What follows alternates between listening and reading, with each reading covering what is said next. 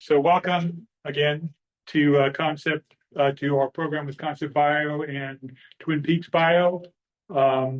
Just a background on Medea, we're a 501c3 nonprofit educational organization. Our mission is to ensure the technical, scientific, and industrial workforce and the future workforce have tools they need to be successful by having programs on entrepreneurship, business finance and operations, and technology development and commercialization, all in settings which bring people together to collaborate and network. So with that, I will introduce our panelists. Alan Horsanger has a PhD. He's a seasoned biotech entrepreneur and executive with over 15 years of experience building and leading innovative life science companies. He is currently the managing partner of Concept Bio with our other panelists, which you'll hear about when they present. Alan has launched multiple therapeutic ventures across immuno-oncology, gene therapy, and molecular diagnostics, raising capital and guiding programs from preclinical research through clinical development. Earlier in his career, Alan served as president and CEO of Duet Biotherapeutics, advancing novel biofunctional oligonucleotides for solid tumors. He also co-founded Espinosa, where he developed one of the first clinically validated epigenetic diagnostics for male infertility. His scientific training is in neuroscience with a PhD from the University of Southern California, where he collaborated on pioneering work in retinal gene therapy and neuroprosthetics. Our other panelist is Cyrus Arman. He also has a PhD and an MBA. He's a biotech executive, investor, and company builder with extensive experience in drug development, strategy, and venture creation. He is currently a co-founder and managing partner of Concept Bio, a venture studio focused on launching breakthrough biotech companies. Additionally, he serves as a venture partner at Apollo Health Ventures, where he supports company formation and early stage investments. Arman has experience with both private and public companies, having raised over 80 million in capital and completing strategic transactions worth over $1 billion during his time at Amgen and after. Before co-founding Concept Bio, he was president and principal operating executive at Cytodyne, where he was responsible for the corporate strategy, rebuilding the leadership team, and securing financing. His prior experience also includes being the chief business officer for Nimble Therapeutics and various strategic roles at Amgen. So we're going to do a panel tonight. We haven't done that before. So the presenters can come. You can stand or sit, whichever you like, and then Chris Holding and I will be asking additional questions after you do your intro. Sounds good. So please welcome.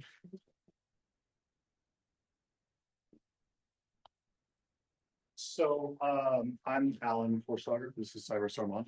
I'm going to go ahead and start by talking about Concept Bio, which is our venture studio. Cyrus is then going to give a little bit of background on Twin Peaks Bio, which is one of our portfolio companies that Robert is one of the licensor of. So there's a lot of neuroscience in the audience too. Which is very cool. My bachelor's is in psychology as well.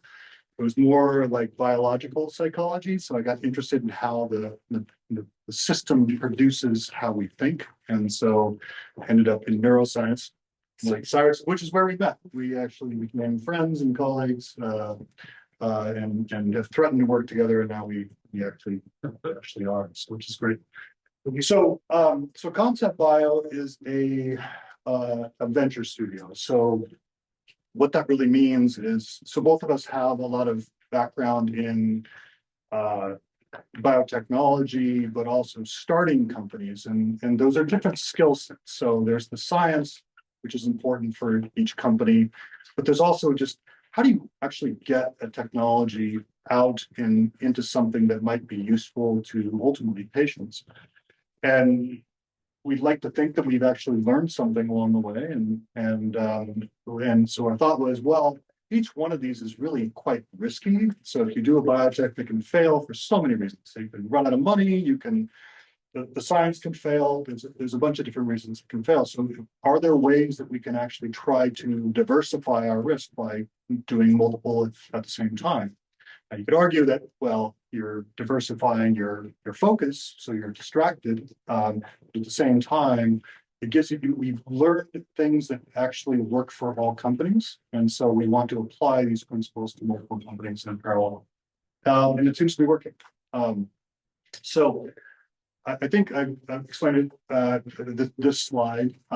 We are primarily focused on building companies. We do both investment as well as operations of these companies. So we'll get involved in companies that may exist or start companies from the ground up. And these companies vary from like technologies that have just been developed at the lab all the way out to companies that are in clinical trials.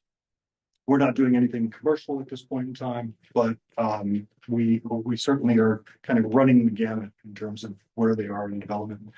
And one thing I'll say, while we'll do an opening introduction here, we want to make sure that this is conversational. We are not here to pontificate. We're here to just like tell you our story, but we ultimately want to engage in questions. So please, by all means, interrupt as much as you want. So you've heard about the two of us. I won't say too much more about the both of us. But the ways we engage with these companies, we help with fundraising. So combined, we raised more than $120 million with previous companies. We're working with companies now in raising capital. And one thing I will say is that this isn't straightforward.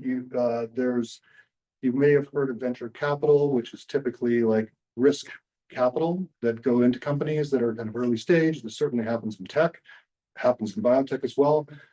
But now there's such a weird environment that we need to think about all sorts of alternative ways to finance companies. So we are to explore a number of different opportunities for raising capital. That can go from grants, where you reach out to the US government, to foundations, to family offices, which are different than venture capital, certainly venture capital, and then strategic partners. So companies that exist, think Eli Lilly, Novo Nordisk, can they participate in an early round at an early stage company? So maybe tell them what a family office is. Family offices, it kind of almost by name is really a wealthy family, but it's really, it can happen from single generation or multiple generations. So it's usually a family that's generated a certain amount of wealth and they want to put money out that might be higher risk. So they'll invest in public offerings, so they might invest in publicly traded companies. They'll do also real estate, but they also might have a vehicle for investing in high risk businesses. And for various reasons, many families will have family members that have died from various diseases. So we'll take a particular interest in heart disease, for example. And so finding these family offices that find your mission, aligning with their interests is part of it. We also, as from our operating experience, will step in and help run these companies. That can be the CEO of a company. We can help them with business operations or business development as well. So CBO roles. So we help them in a number of ways. We certainly help them with strategic alignment. So they may have a technology. They may know that this could be really useful for a particular disease indication, but they don't really know how to get there. So we help them kind of figure out how to structure the work that they need to do in order to get to that point. How do I do the right experiments so that I can actually get to a point where I can run a clinical trial in people, right? That's not necessarily obvious. So that takes some time and structure. Yes. Do you do all four necessarily, or have you ever just done like two of these? No, there'll be companies that have CEOs. Yeah. And we work alongside them, help them strategically, we'll help them with the financing, but we won't help them with the operational component. Okay. There are other companies that have good, almost all of them need some support on the financing. That's just the nature of the game. Right. So it's rare. And even really on the business development. There are cases where they exist. Thinking about raising money. Right, Because it's all, you know, it's always coming. yeah, Yeah, and even if they have raised it, they probably need more. yeah, they always need more. They always need more, and they typically need more than they think they need. Which is part of the problem, like getting them to understand the real, like. We've at least had one instance where companies said, well, then we think we need this to do this, and. It's about twice that, and so we need to explain why it's so much more than they think, so. I think, level setting is always super important. So Alan, if you think of angel investing as maybe the earliest stage type investing and VC is maybe a later stage, is Concept Bio somewhere in that continuum or does it have a different role altogether? Well, I think where we are right now, we're more on the angel stage of investment. Like in terms of what we invest, right? It's our money that's been invested in these companies to date. We are looking to raise funds. And are you raising money on behalf of? We're raising money on behalf of the companies at the moment. On behalf of the company? Yeah, Okay. yeah. Separately, we are looking to raise our own fund, which is what we're intending to do, ideally in the beginning of next year. But it's a climate question, right? It's a climate question. Yeah. So maybe before I turn it over to you, Cyrus, let me just, and I won't say much about Twin Peaks, but I'll skirt, because you'll talk more about that. But so we have a number of companies in our portfolio, primarily in therapeutics. So we have one company that's the gene therapy for congestive heart failure. So congestive heart failure is where, in this instance, the heart is incapable of pumping blood out well, right? And so one of the things the heart does is pump blood, and it can decrease that capacity, and it goes into heart failure, right? And there's a number of things that can cause this. In this instance, we have a gene therapy. We introduce a gene that will help the heart contract the muscles to work better, and it works really well. The data, even in clinical studies, looks quite good. And so now we're raising money for that company for a phase 2, what's called a phase 2B clinical trial. So it's a slightly later clinical study. Yes. How long does gene therapy take to take effect? Oh, gene therapy it can happen relatively rapidly within weeks. And then it's the real question, frankly, is the durability. How long does it last? And I think in the trial that our company ran, they saw an improvement in ejection fraction at the 4-week. oh, certainly in 4 week. No, 4 week. Yeah, it was 4 week and 12 week. Yeah, so it was 4 weeks. So certainly in 4 weeks, there's an improvement. But that I would say that it probably happens even quicker than 4 weeks. Yeah.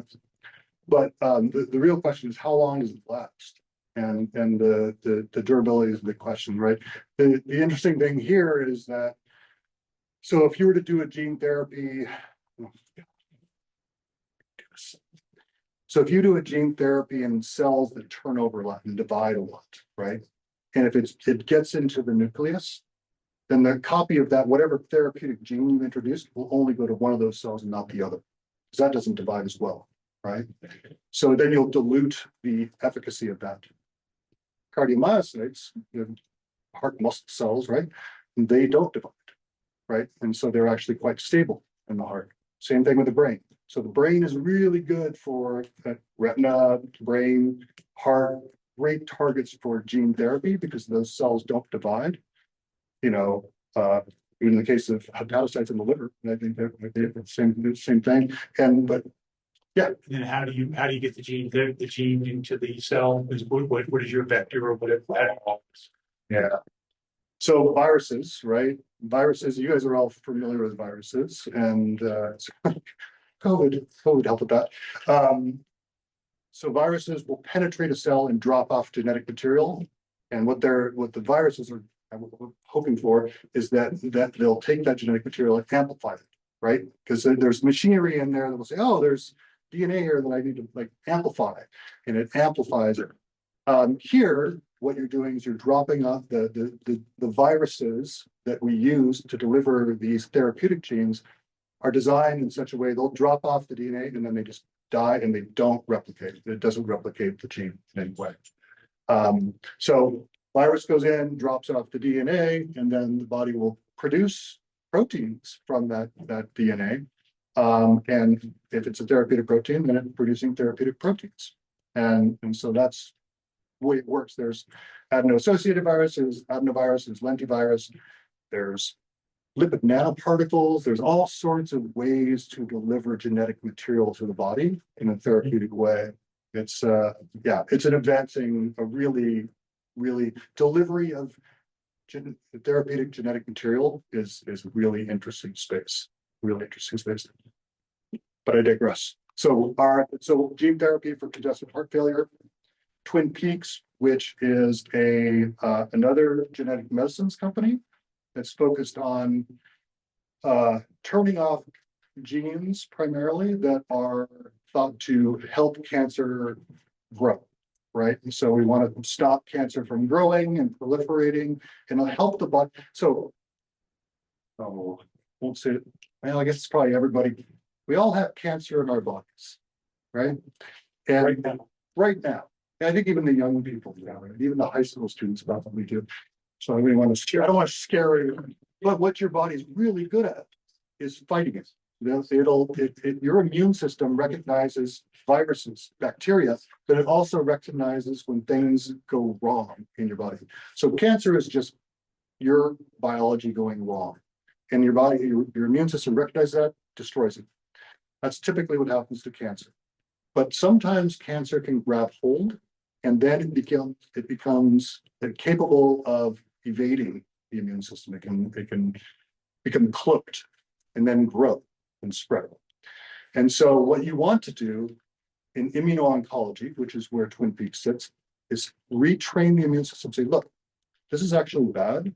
Here, let's uncloak it and allow you to recognize it and then ultimately kill it. So the best way to treat cancer now is through immuno-oncology, where you retrain the immune system to recognize that cancer that's already taken hold, cloak it, right? Make it the immune system aware of it, and then kill it. There are other cancer drugs like chemotherapy, and certainly those play a role, big role. I don't want to discount those. But to really eradicate cancer from your body in a state where you have really, later stage cancers, immuno-oncology or immunotherapy is probably the best approach. We have another company which is a small molecule, which is chemical, essentially, for neuropathic pain. So people, obviously, we have drugs for pain right now, which are highly addictive. In this instance, it's a non-addictive, non-opiate based drug for neuropathic pain. So we're looking to move that forward. We have another cell therapy company that's focused on oncology, which utilizes a set of antigens. So things, bits and pieces that aren't necessarily pathogenic, but look like cancer, that the body would recognize as cancer, so that they become capable of recognizing that. And then when they go and seek it out again, can find the actual cancer and kill it. They actually take cancer cell lines that are proliferating inside the cell, inside of a dish. They make genetic modifications to them to make them more recognizable by the immune system, and then they irradiate them. And then they freeze them down. So that the cells are frozen in a state of dying, but they're actually no longer capable of proliferating inside the body. So when you thaw them and then inject them as a therapy into something, they now look like a very aggressive cancer in the body, and maybe will be more recognizable due to the genetic modifications that are made. And that makes it even easier for the immune system to see it and, again, attack and do the things that it's been doing your whole life, which is clearing cancer from the body. Nobody says things that look like cancer, it's because they actually are. They're cancer cells. It's very vaccine-like. In fact, it was zombie. So that's right. Zombies. Yeah. Where you have That's basically how our vaccines work. Well, up until Moderna, right? And up until COVID. Yeah, well, that was more mRNA based, but yeah, before it was all just fragments of viruses, right? Yeah, so it's very much the same. Yeah, it's cancer vaccines, right? And Twin Peaks is sort of teetering on that edge, like a little bit, but yeah. And lastly, I think we're exploring this world of autophagy, right? And autophagy is sort of so in each of your cells, again, you have like proteins that look all goofy. You have organelles, mitochondria, ERs, etc., that become defunct and not working. The autophagy clears those out of those cells and will take them to lysosomes and then destroy them, right? And it will recycle some of those products.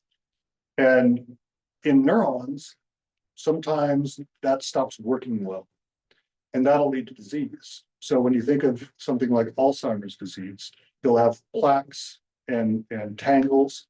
These are these protein buildups because autophagy isn't working well again or anymore.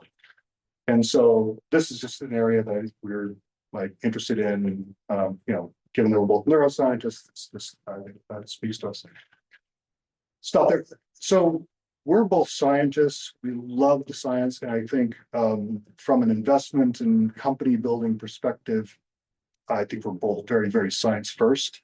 It's very important that we look at science, say this makes sense and this is exciting, and we poke at it until we can't break it, and then we say we should do something with this.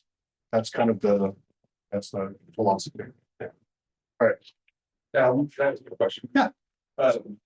What is your turnover in terms of ventures you guys have looked at beyond just concept? You jumped into it, you've helped with others, you've helped some things, but ultimately we can't go further with this or something else. So I'm sort of curious. I've done a lot of company building in my youth and had many failed companies or something actually in my hands. And I'm sort of curious what your failure rate is enormous in biotech. Yeah, it fails for all sorts of 90%. 90%. Yeah, I mean, I've had plenty of failures. I've had failures for scientific reasons. I've had failures for lack of funding reasons.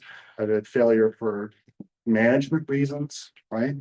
So there's absolutely plenty. I mean, to be fair, Concept Bio is relatively new. We're about a year and a half in, but we don't have a kind of data set for us.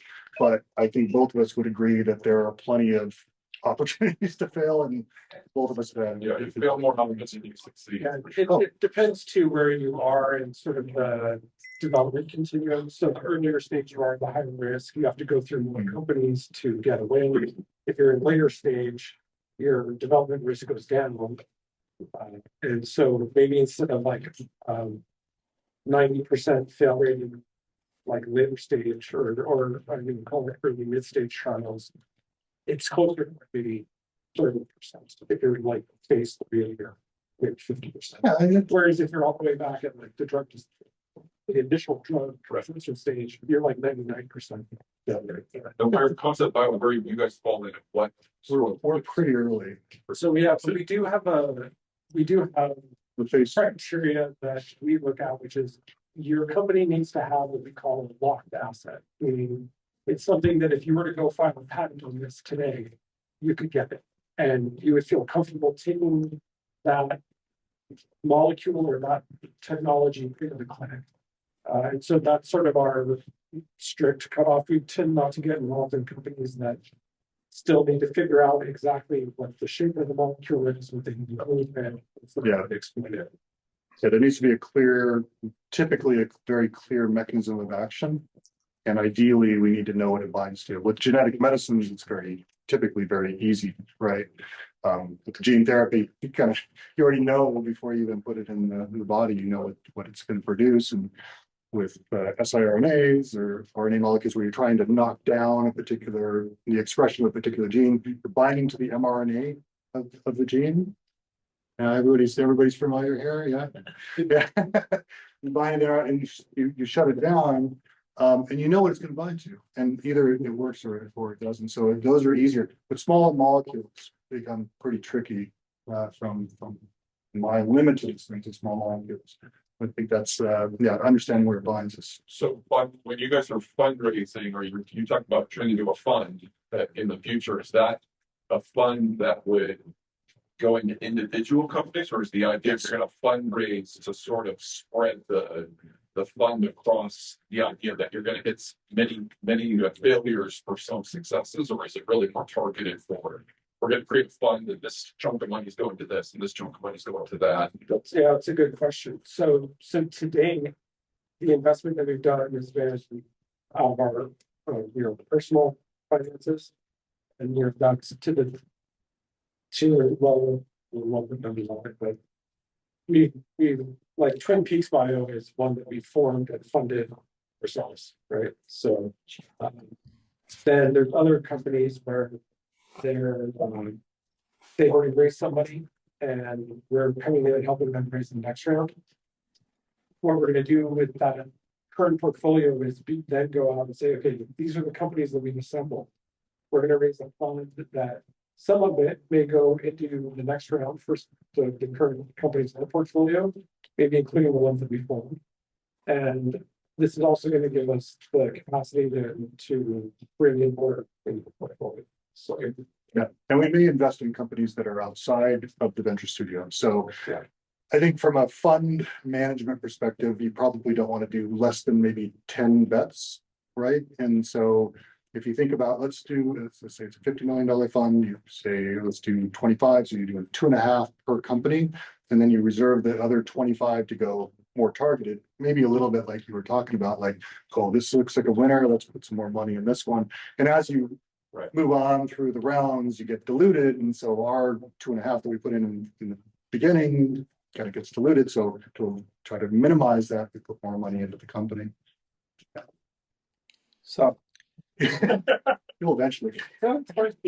So outside of the assistance you can give in fundraising or maybe able to help in fundraising, looks like you also do help in developing the strategy and the business development support. Does Concept Bio take an ownership stake, an equity stake in the companies that it is, as though it's doing? Yes. And as though by consulting is. Yeah, no, we have equity positions on all of the companies that so some of them are founded, like Twin Peaks, where we have a founder's share. Other cases, we have warrants or options in those companies.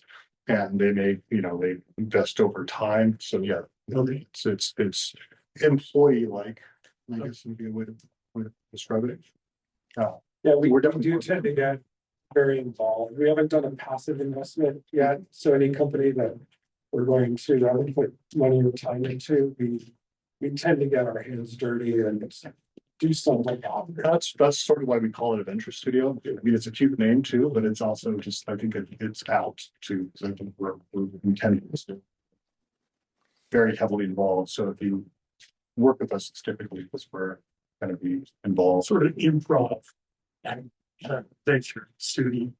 It's a chief therapy. Yes, Like Alan's the chief executive officer of the cardiac company. Okay. Described of the chief development officer. Yes, that's right. okay. And yeah, so we get very involved. So we're in the middle of diligence with a large pharma on that company, and Cyrus has been working through some of the follow-up data that we're going to share with them, and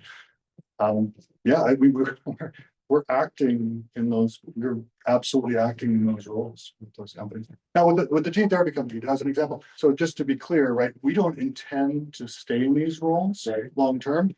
So in that company, we've already brought in a person that will become the CEO, who's now on the board. We're in the middle of raising a round for that company, the $50 million round. Once that closes, which we're, hopefully the end of this year, that person will step in and be the CEO. We'll probably stay on as interim management in some way, shape, or form. But the intention is that that person will take over. So I'm not sure if you going deeper into Twin Peaks, but We are. You've been turned over to Cyrus. it's just coming out of City of Hope. So besides talking about what they're doing, how did City of Hope nurture it and cause it to be born? It should be next, but out. Well, should we, Yeah, do you want to talk about? and we have one of the. I mean, to some degree, can I kind of answer that question a little bit?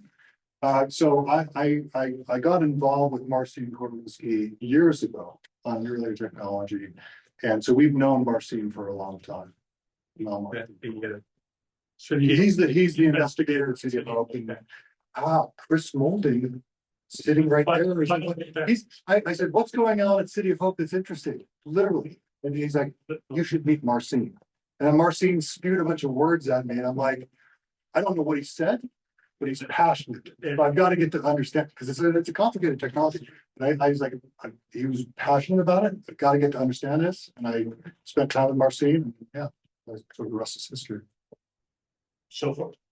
All right, so we'll spend a couple minutes talking about Twin Peaks more from the angle of like what is the archetype, or what is a typical company that belongs in a biotech venture studio maybe look like, right? And what are our goals with the company at this stage? And like before, if there's any questions along the way, just feel free to raise your hand or interrupt. So we're just going to go through a handful of slides here. So the company, again, is comes out of City of Hope. Our other founding partner in Twin Peaks is a principal investigator or professor in the Beckman Research Institute at City of Hope. And, he plays an active role in thinking about, okay, what are the next iterations of the technology going to look like? And also preparing the preclinical data that goes into what we need to interact with the regulators, the FDA with, right? And then the operations side that Alan and I work on is a bit more about how do we get this technology prepared by manufacturing organizations that meet the compliance standards that the FDA is looking for. What's the clinical pathway to getting this both funded? So like what indications or what diseases should we be looking at that are going to be meaningful and relevant to investors at this moment in time? And of all the different ways that you can run these clinical trials, what's the one that's most appropriate for this technology and the patient's need? So you already know Alan and I. Marcin is the other individual that has been mentioned here. So high level. Okay, so we talked a little bit about the immune. We're not going to get too much into the science, right? But just high level, so you can understand. So if you were to take a solid tumor and extract it, biopsy it from the body, and then take a slice through it, it's very probable what you're going to see is something that looks like this. And what you're looking at here is a cross section of this tumor, and the color contrast isn't presented very well here. But what you can see is that there's this tumor here at the very center that is labeled in the pink cells. And then there's this almost like a shell or a shielding wall that surrounds that tumor, right? And that's sometimes referred to as the stroma. But that along with these T cells, which you probably heard of in your high school biology, which are, when they become activated, they're called killer T cells. This is them trying to actually go after the tumor, right? And you can see that there's an actual physical barrier there that's preventing them from being able to infiltrate the tumor and, again, do what they do for most of our lives, which is eradicate cancer. And so how and why does this happen? This happens because the tumor hijacks systems that are part of our normal biology, and it turns it against the immune system. So it starts to send out signals that say, I'm a healthy cell, because all our healthy cells have the ability to tell the immune system to stop attacking it. And so they'll take over mechanisms like that and try to trick the immune system into thinking that that's a healthy cell, I don't need to do anything about it. So it's a really devious set of diseases, right? The way that the cancer operates. And I love this picture just because it really shows that this is the immune system trying to eradicate it. And so it also shows that this is the cancer literally putting up a wall, preventing the immune system from doing so. So what our technology, Twin Peaks technology does is it works on a fundamental pathway of the cells that sit inside that stroma. So these are tumor-associated myeloid cells that you can see there's actually patches of them throughout the entire tumor microenvironment. But each of these cells, these green cells, is a amalgamation of different immune cells that are putting out these signals to don't attack me, right? I'm healthy and there's nothing to see here, basically. So These are not the cells. these are not the cells you're looking for. Goes The Star Wars fans. So what the technology does is it simultaneously takes the brakes off of the immune system that is already starting to attack the tumor, and it also then hits the gas at the same time, right? So it's driving immune activation and it's relieving immune suppression. And one of the best-selling drugs, I think the best-selling drug now of all time, is one called Keytruda. You've probably even seen commercials for it on TV. It does half of what this does. That Keytruda takes the brakes off, right? We're attempting to take the brakes off and step on the gas at the same time. So I don't love that analogy, but it functionally, I think it works. So okay, so what's great about this mechanism is that similar to Keytruda, that is approved in 18 different tumor types right now, the core technology here that goes after these immunosuppressive factors and then heightens up the immunostimulatory factors has been proven across 10 different models in both solid tumors and hematologic malignancies or blood cancers, right? Leukemias, lymphomas, things like that. And so when you begin to see results that work across such a broad range of indications or tumor types, you can really begin to believe that we're addressing something fundamental about cancer itself, right? We're not just identifying a certain protein that exists just on breast cancers or just on colorectal cancers. And those proteins do exist, and there are big drugs that are built around just attacking those single proteins. When you begin to see something that has this kind of breadth, you really begin to believe that, okay, I think we're going after something really fundamental about how cancer originates and ultimately proliferates inside the body. So another question was, so what attracts you to certain companies, or what do you, what are maybe some of your criteria? So one of the great things about Twin Peaks, in our estimation, is that there's multiple different technologies that are fundamentally all kind of work on the same principle of taking off the gas or taking off the brakes and hitting the gas at the same time. But it's actually been proven in different, you have to stretch the analogy further, in different cars, right? So we've shown that you can do this thing in different cars and it will work whether you're using a straight oligonucleotide approach. I'm trying to keep the language digestible. Or in a different approach that is referred to as siRNA, that fundamentally do the same thing. So oligonucleotides are just little strands of RNA or DNA. Good question. So, I mean, that sounds really well, good. What's stopping you from prescribing as a prophylactic? Well, we got to get it into the clinic and But there was no, but if you want the magic wand to say, or the clinical trials, So the kind of, kind of sail through, would this become a medicine that one would take, strengthening complex? so I think if we're being honest, the way But it could be the downside of that as well. well, I think you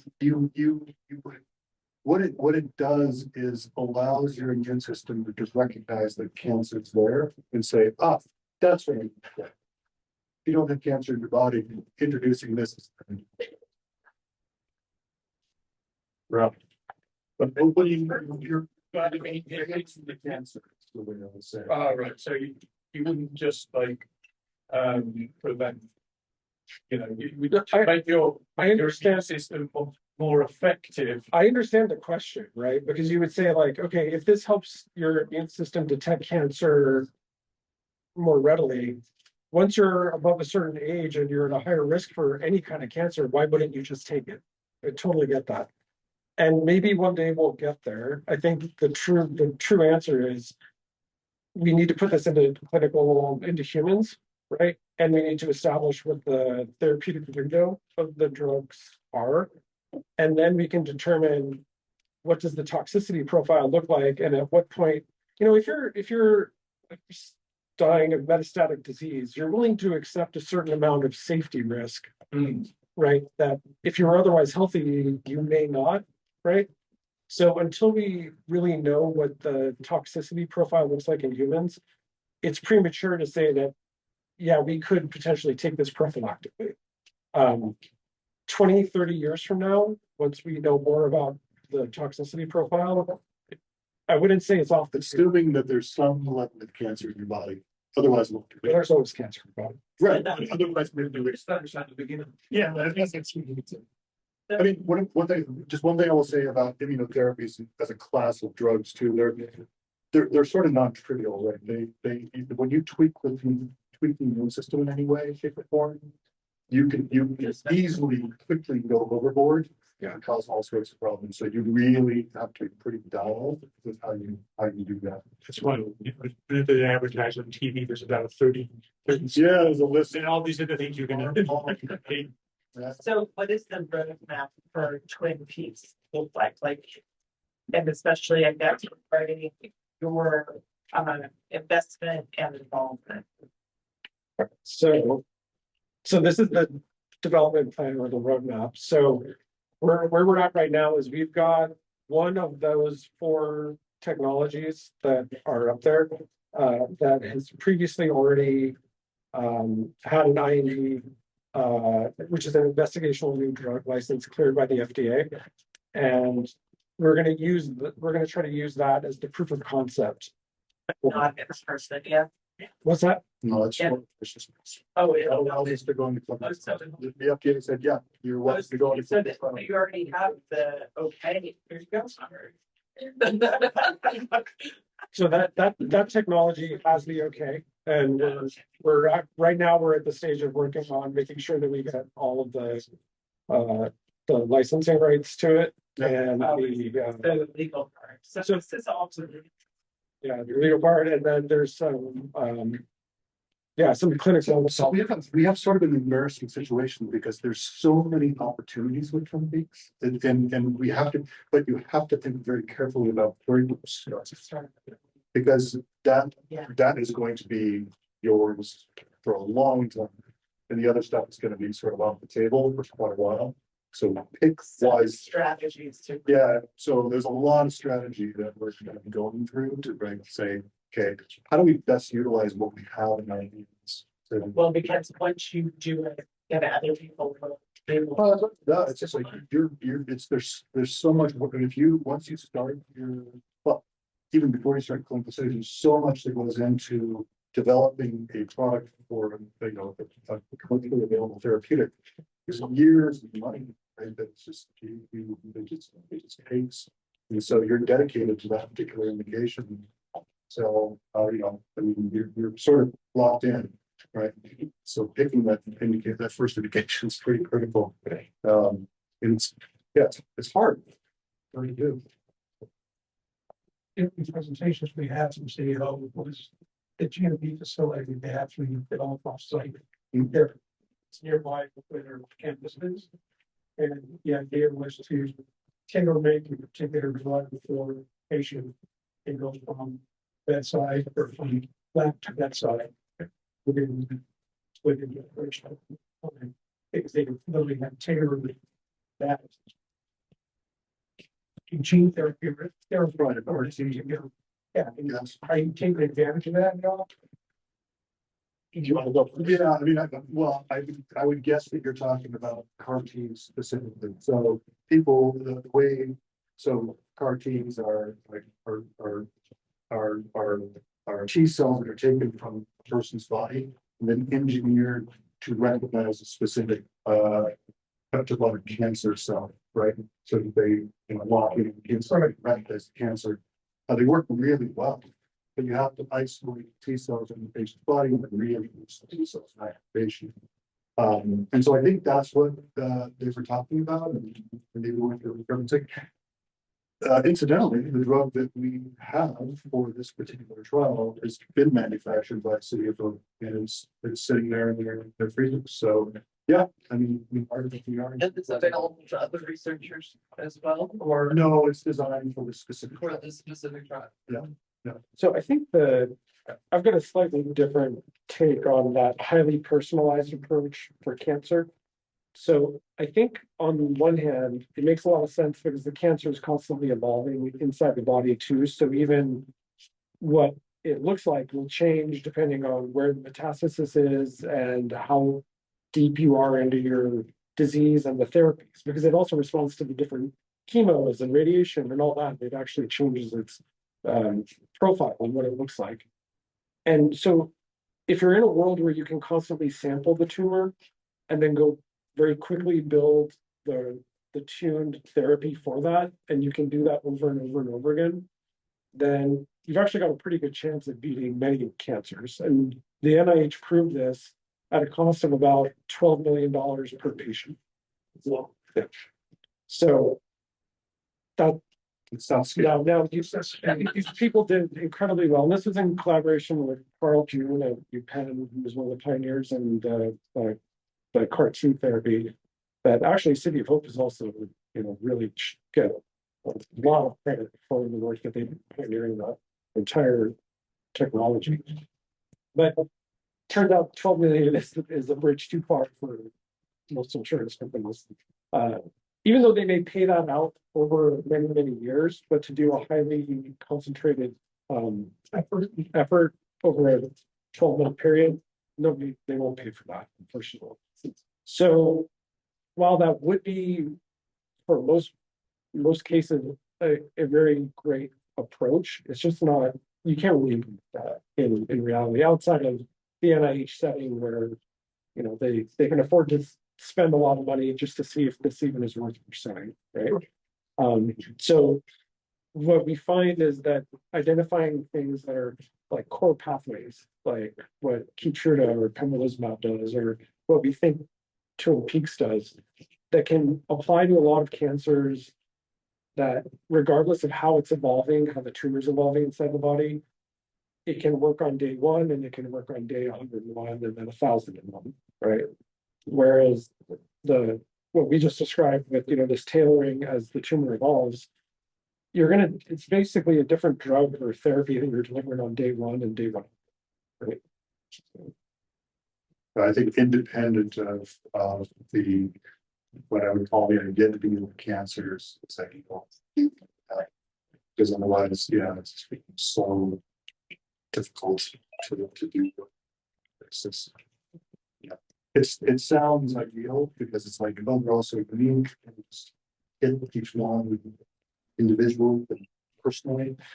But yeah, pragmatically, you know, we ought to write here. I kind of want to go back to the cancer. Kind of question. It seems to me that different kinds of cancers grow in different kinds of places in different kinds of ways. How is it that, I mean, am I totally wrong in that perception? Or do you need to choose a particular kind of cancer in a particular organ or particular kind to make this therapy work best in your initial trials? Or are all cancers basically the same? This will work, it just depends on which one you're going to start targeting. Yeah, so one thing I'll maybe go back to, that's a great question, actually. And it really gets to kind of like a lot of the fun part of being in the drug development world, which is thinking about the strategy. So, okay, so one thing you'll see here is TPB 101 and 102 sorry, 101 and 202 are delivered intratumorally versus intravenously, right? So, which is how many cancer drugs are delivered is just through a vein. Right? But if you actually have to inject a tumor, this is a different proposition, right? Because you have to have, get regular access to the tumor. So what are cancers where you get regular access to the tumor, right? So melanoma is an obvious one, it's on the skin. Head and neck cancer is also pretty accessible. Depending on how big the tumor is, maybe liver cancers, maybe bladder cancer, all things like that. Don't want to think about needles. I would assume ovarian cancers or cervical cancers would be Right. seen. But then you're also presented with a question of like, well, if I can reach it with a needle, why can't I just cut it out? Right. And so this is a big question, particularly in melanoma, where you typically can cut it out, and if it's not metastatic, that's absolutely what you should do, right? Yeah. So to answer your question about are there certain tumors or certain organs that make more sense? In the case of like an intratumoral, a drug that needs to be delivered intratumorally, yes, yeah, definitely. And again, we would most likely go after like a head and neck cancer there, or like a lymphoma, where you can access a lymph node relatively easily, assuming that the lymph node is lighting up in a PET scan, and it's one of the more accessible nodes. So whereas for the IV or intravenous approaches, you can be a little bit more agnostic about which tumors you might select to go after first. So you may make a business decision and say, I'm going to go after like a lung cancer or a colorectal cancer that has millions of or hundreds of thousands of new cases each year, right? So bigger market than. Can I add something to this? And I don't think it's philosophical, I think it's probably true, is that as cancer metastasizes, its genetic profile changes too. So the cancer that reaches your liver that can started in your lungs or whatever is a different, it actually looks different.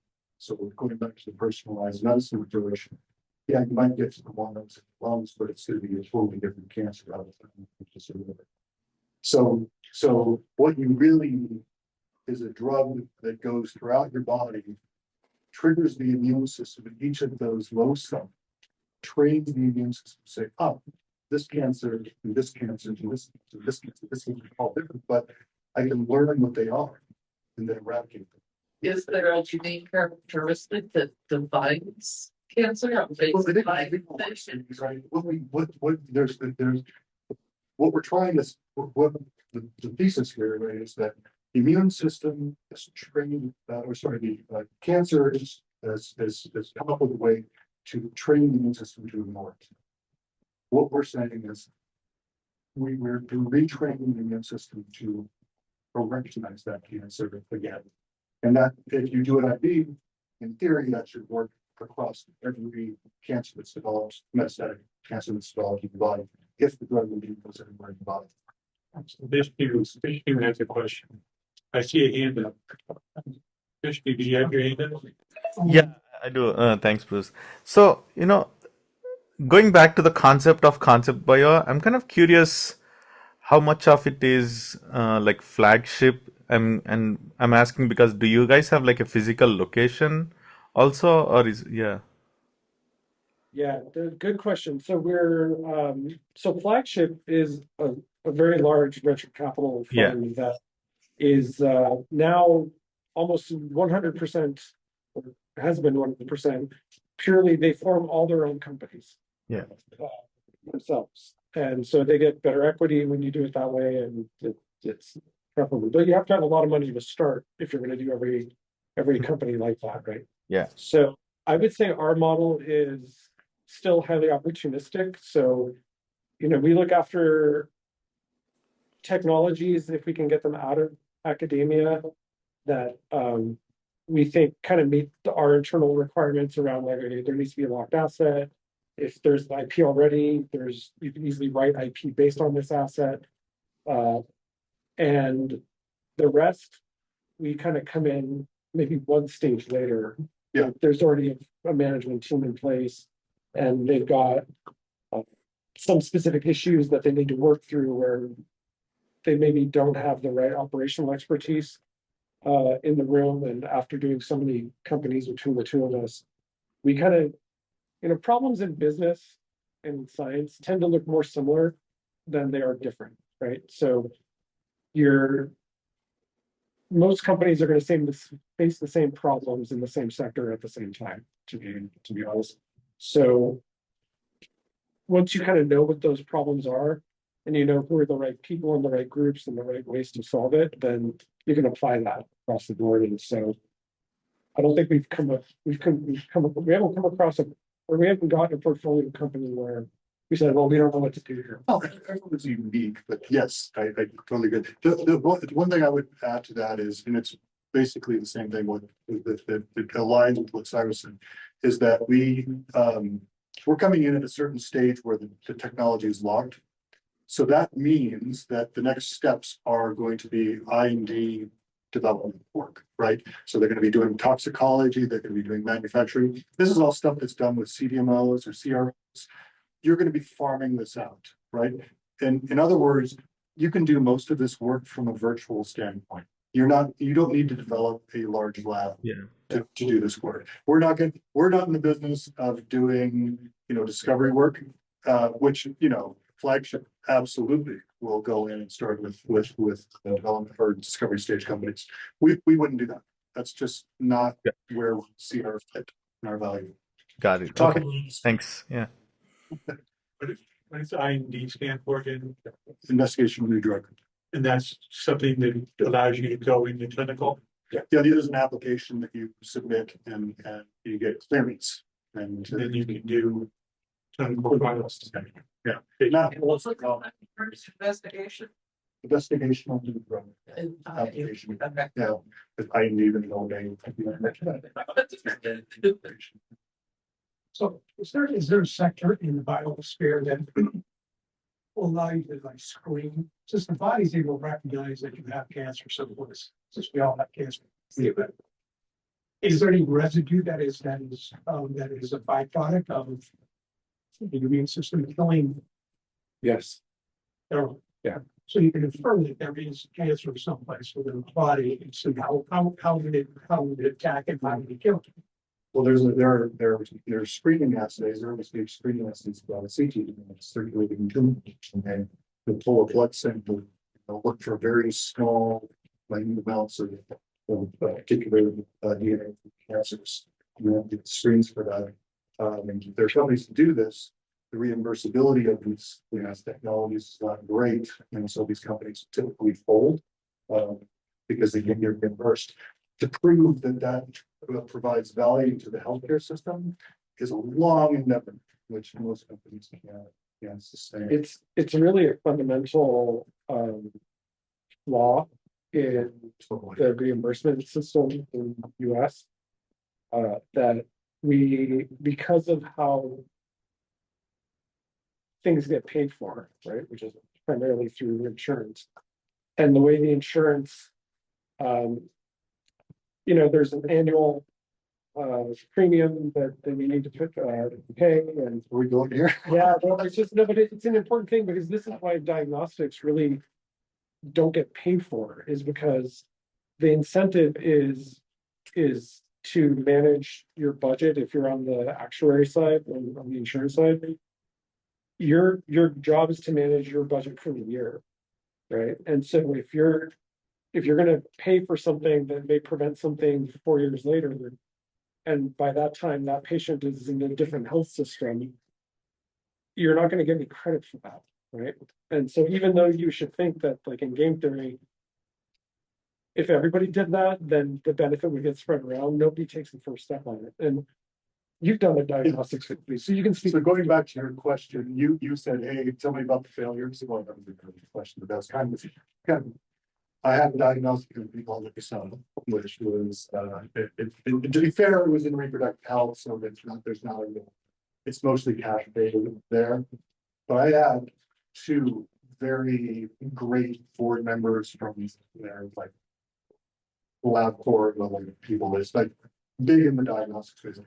One of them always has it about unless you have reimbursement, it's not gonna happen. And I'm like, it's nonsense. I'm gonna make this up. And then we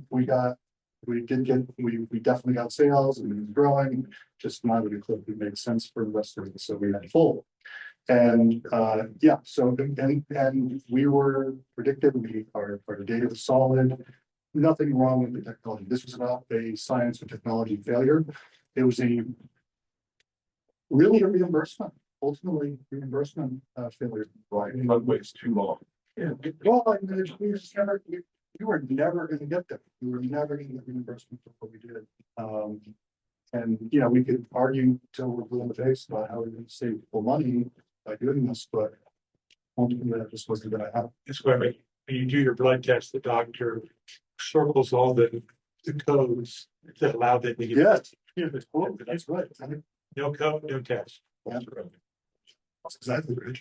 So, yeah, so, the old paradigm that, you know, now secure is worth the pound. I'm sorry, is worth the pound cure. So the idea, but let's say that you have a diagnostic test and you can say, we spend $100, $200, $300 and say, look, I've identified the fact that I've got cancer running through my system. And that would do something, but then you obviously have to have some kind of. Oh, I think also to the kinds of diagnostics that you're asking about, like screening for very highly specialized or biomarkers, those are not $100 or $200 to test. You're in the like $5,000 to $10,000 range. And sometimes you might need to sometimes they can detect it in blood, sometimes they need to take it out of like lymph. So it's not it can be highly invasive and very costly. So it's not. So you can for instance, you could do like even the cheapest blood screener that's commercially available, that's open to the broad public, is like $1,000. Yeah. And the that's the Grail. The Grail, well, one that's gonna exist for very long. Yeah, for those things, and no, they're not getting reimbursed. They're not getting reimbursed. And so it's, I mean, we even had, when I was at Amgen, we actually had a drug that had a companion diagnostic that the insurance companies could have saved themselves money if they actually reimbursed the diagnostic, because then they could have stopped paying for something like 40% of the drug that was being paid for, that was having no effect on the patient population. But because there was no incentive for them to pay for that, and they were just trying to manage the therapeutic side of the business, and those are different. So even within a payer group, there are people that think about diagnostics and there are people that think about therapeutics. And they're not the same people. And they're not the same people, and they don't talk to each other, right? They're not like collaborative, right? So not to get all angry about insurance. It's just, we could be here all night on that. Just kind of speak of that, I think we'll move on, but like when you take Canada or the UK, where So yes, single you payer know, where we have single payer systems, and obviously, you know, the pandemic cure really is not an absolute prevention, really is one of the pandemic cure, because they're looking, you know, they're prepared to pay people to go to the gym. Yeah, and you can do that. And in fact, what we see is, even if you take that same issue and you take it to the extreme and you say, like, where are the most expensive therapies in the world actually being paid for? UK and Canada. Why? Because they own that patient, or they can do the math and say, we're going to get 5 extra good life years. So spending $500,000 in this 1 year on this gene therapy actually makes sense for us, because we're going to get productive years out of them where they're paying taxes. Yeah. And that can, right? This is important. Well, because the reason insurance companies won't pay for things here, they'll deny it, is because they're going to be on a different insurance company in 3 years when the change comes. So that's just, that's really flawed. And that's why I was saying that it's a fundamental flaw in the US system right now, is that it makes it very difficult for any given insurer to do the long math and say, how much are we really gonna save if we pay for this now? Yeah. And they're just not incentivized to do it, right? So So we're coming up past the 8 o'clock hour. Give it, thank you guys a break. And if there's one last question back there, and then we can. So, yeah, so I just have a question about that. For small business. But so I just find out like, everything is started at right now, right? So are we there's giving like, like a company like healthcare AI consulting. So I just wondering for your company, like now how AI applying, help people out. So that you can like reach for, the big data and although pictures and the concern, just because I was there and people were like, oh, we look at it, wasn't what you want. So there, but the truth is, this, I mean, there's just a lot of things you need to worry about. You have companies coming to just, like, the automation process. So I think that it's a really good question. And we do have one company that we didn't talk about that is an AI antibody discovery company that also uses automation to generate these nanobodies that they want to use as research tools. And that's the first market they're going after. I think there are a few key places in the development life cycle for therapeutics where AI can help. And that's probably in the drug discovery and design stage. But then you hit reality, and then you have to put this into a human, and that trial is going to take however long it's going to take. And all the AI in the world isn't going to make the drug work faster inside the body, right? So there's some very rigid timelines that you're up against. And AI isn't going to help the regulators come to decisions any faster either, right? I'm gonna argue against you for a second. Here's like actually help. And so I totally agree with that. And like there's a company I talked to today that's doing lipid nanoparticle. They use those for genetic material delivery. So Moderna, for example, use LNUs and finding good ones that will go to specific tissues and stuff. So you can keep gene designs. AI can help them, but I also think it can really help on things like a big problem is how do we find the right patients and get optimize enrollment. And you can think about how restrictive your criteria is. How do we find the right locations and find the right patients? I think it has a role. I think it does too, but to be honest with you, the CROs have been telling us that for 15 years. That they know how to do it. And it's But now we have generative AI. It's different. And maybe It's a totally big playing field. maybe it'll be different. I just think I don't know. The CROs, it's like any other construction job, right? They're going to be twice as long, and Well, I mean, it's to their advantage to be twice as long. yeah, and it's going to be twice as long and 2 to 3 times as expensive. So right for disruption. I just wanted to challenge any of our wildcats here if one of them is brave enough to actually ask a question. And if they don't, if you go out and give them a pop quiz or something, I don't know. Is it like, oh my God, I can't understand what they're saying, or did you guys, does it resonate with you guys? A little bit. The business part is for me to understand. Is it difficult for you to understand or easier to understand? You start talking VC and phase 3 and all that good stuff, and we don't get to that in high schools. That's new. Clinical trials. A little bit. Yeah, like different phases, like phase 1, phase 2, phase 3. No. They can't just take their medicine, put it into something. But you can, yeah. So nobody's brave enough to ask a question. I think from the little bit of feedback I was getting here is because it was sort of brought to them through their science classes, they were thinking it was gonna be more of this more strictly scientific presentation. Oh, that's right. I think that this was better though. The reasons that you're saying, I think it's the practicality of the science, right? No, and I- Hey, it's all business. Everything. Science. We gave you a reason to study your calculus. We didn't give you calculus here. Now you know why you studied biology, because then you can actually do something with it. But yeah, the I, business side is how you take the hard work of technology and build a business. I mean, I didn't understand what VC was until I was in graduate school. Oh, of course. No. Because of why would I? Yeah, I just thought I was gonna become a physician and then, But if we use it the term as simple as we need to capitalize this company, does that even make sense to you? Do you know what capital is what you need for that? Yeah, shooting yourself. I'll give you words back. I did tell me that you understand what that is. Tell me, give me a synonym for capital. Not you, you're not here.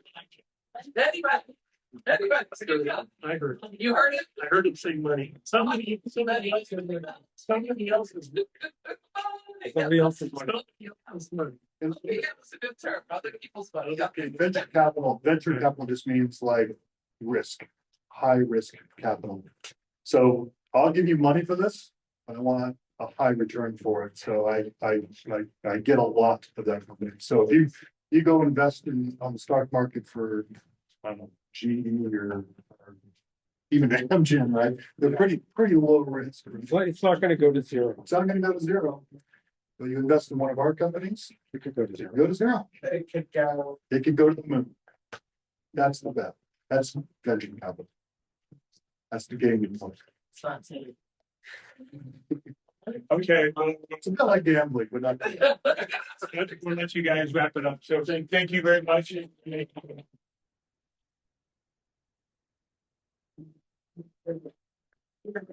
want to go across the street, we'll just go over to Barreras and continue talking, ask more questions. Hopefully you guys. Yeah, exactly. Well, right.